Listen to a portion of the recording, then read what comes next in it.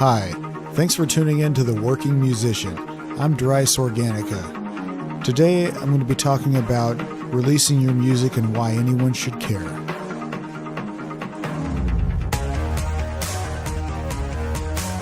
So today I want to talk about releasing your music and getting people to care. Because there's lots of us out there recording music, lots of us out there releasing it, but a lot fewer of people around us really caring that we've done so. So I want to talk about a few things that we can do to get people to care about the music that we're releasing and what we can do to get people to ultimately care. So this is the million-dollar question, really. How do we connect to our audience? Who is our audience? And realistically, what can we do to reach them?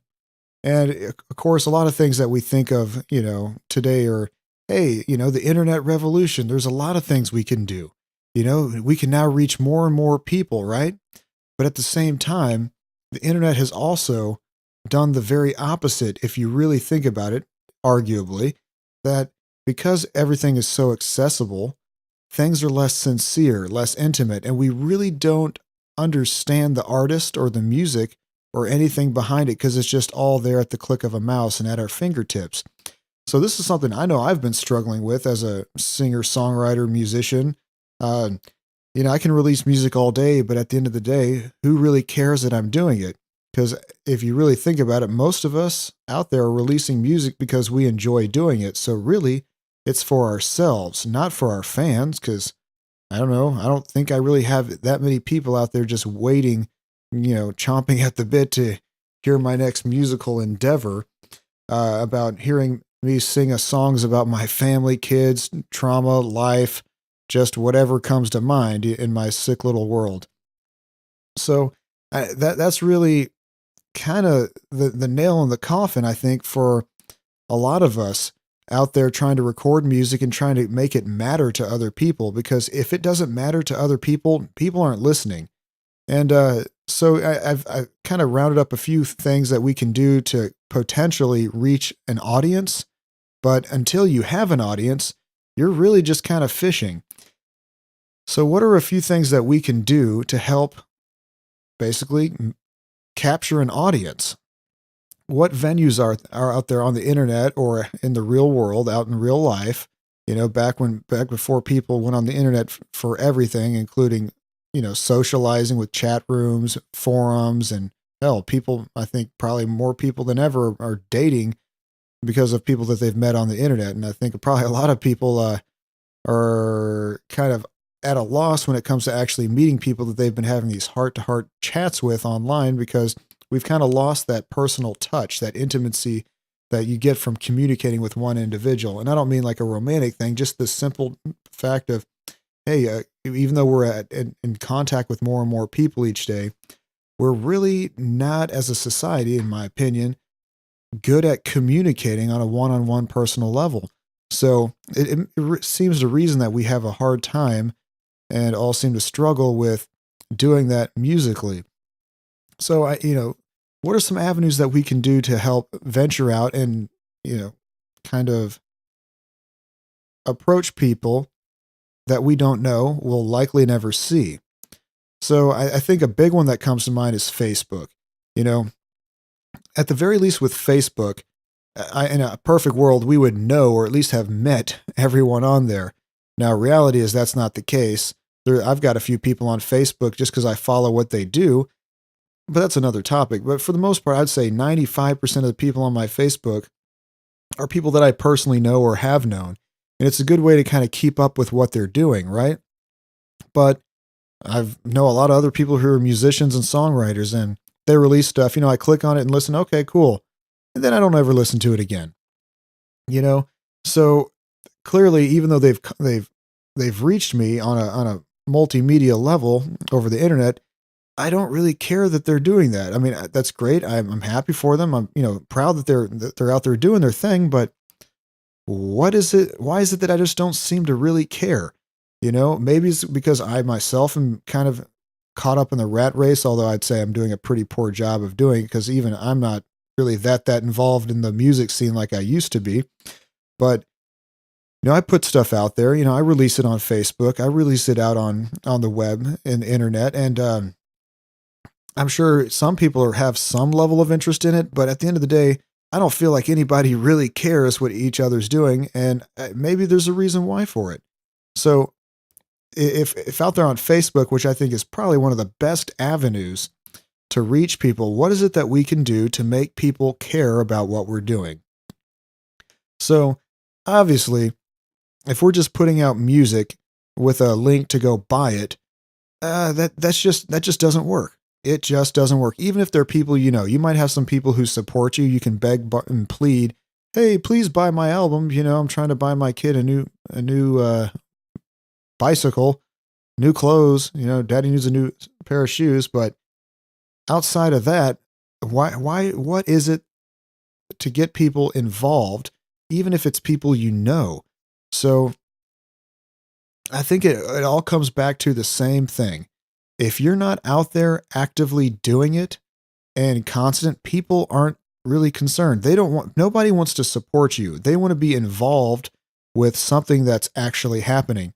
Just like reality TV, we all love watching people do things more so than we actually enjoy doing them.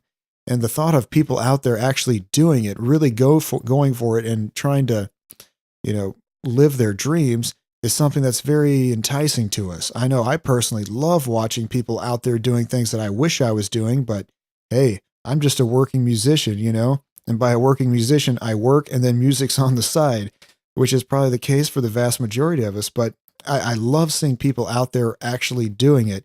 Even if they're maybe not the most financially viable and successful at what they're doing, I love seeing it and I love helping them. So I've noticed that the people that I tend to support the most, even if it's not, albeit not in just money terms, like I'll go out and help people that I know, record things, help network them, help get them, help them get a gig or something like that. I mean, that's a start, but it only goes so far at some point. So it's kind of like, even then on the Facebook thing, what can we do to get, if it's on Facebook and it's with people that we know, people that have an interest in us to some level, why is it that it only goes so far on Facebook alone? What else do we have to do? To be honest, I'm just going to spoil this for the end of this segment. I don't have the answer to that, but I do have a few questions that you pose yourself. And one of them is, what can we do to make people care? And at the end of the day, why should anybody care? So with music, there's kind of two sort of sides of the fence. It seems like there are people who do things for the artistry of it, for the love of the art, if we can even say most music's art nowadays. But let's just say, hey, at the end of the day, music is art at its most fundamental level. But there's also the other side that says, hey, this is commercial, right? But if things don't sound commercial to some extent, and I use commercial liberally, then people aren't likely to listen to it. So clearly there's a happy medium there. If everything sounds the same, nobody's interested. Yet if it doesn't sound at all in that kind of direction, nobody seems to want to listen except for the extreme diehards, which there's definitely a market for, even small and niche as it may be. The indie scene does have a presence in the music industry, although they are generally known as starving artists. And at best, they might be known more so after their death from starving to death than they will ever be in their known life. So I think a good thing to keep in mind is, realistically, no one cares about what you're doing, right? Nobody cares. So what do you have to do to keep people involved and keep them motivated and keep them interested? I think obviously you have to come up with music that connects to people, that has something to do with them, that they feel an emotional connection to. But more importantly, you have to touch people's souls with what you do. They want to get something out of it. And I hear a lot of music that just doesn't seem to have any soul to it. And ironically, it's being played on the radio every single day. Yet people are just gobbling it up, or so we think. Albums don't sell anywhere near like they used to. But it's just kind of a very strange thing. I don't generally like what's out on the radio. There's some stuff I think is pretty cool, but I don't go out and buy it. And it's being broadcasted to me over, the most major networks Clear Channel can provide. And even then, I still don't care. So maybe it's just a matter that I'm just too old. Maybe the reason why I don't care is I'm not at that developmental stage in my life where I just really gravitate towards the music of my day. The music of my day is the 90s. I'm really more so a child of the 90s. I love the 90s stuff, the Nirvana. I mean, oh my gosh, that stuff's so good. The Pearl Jam, I love it. But as I start getting older, I start liking music less and less. And as a graduate in 2003, I've kind of noticed if it's much past the early 2000s, I don't tend to have that emotional connection to it anymore. And I think that's something that most of us are connected to the music we grew up with when we were in that developmental stage of life, like basically in our teens. So I tend to make music that relates to people more so in my age range and not in the current age, which I would consider myself more of an artist as opposed to a more commercial. I'd be on that side of the fence. I'm much less commercial, even though I strive to make my albums commercial quality. I have a very hard time writing music that I don't feel. So maybe if I really break it down, the stuff that I do and that a lot of people my age or older are doing is not going to translate to a 15-year-old kid who's really grabbing onto the music of their day, just like we all did. I mean, the baby boomers don't like new music. Now that I'm in my 30s, I don't like new music for the most part, but I sure do love the music from when I was a kid, So I think we have to really figure out what is our audience. And when we're writing music, realize that if we're writing music that we like, more than likely the people who are going to like it are going to be people more so in our age range. So if you want to be more modern and make music that affects people who are listening to the radio and buying albums from today's top 40 charts, you've got to kind of take a look at what's going on with the youth of today. And that's where I think a lot of us get very disconnected. So, I mean, there's definitely lots of ways to get your music out there, but it's very hard to really, really reach people. And so it's kind of like, well, what do you do to really, really reach people? And I think that one thing that the internet has not changed is you got to get out there and play. You got to go out to the people and let them see what you're all about. It's one thing to hear it. You can make a website that has a great presence and makes you look like you're the biggest thing since sliced bread. And that's great. And there's a lot of people who basically aren't making any money and putting all this time, money, and effort into their web presence. And that's great. I hope I think it works a little bit better for some than others.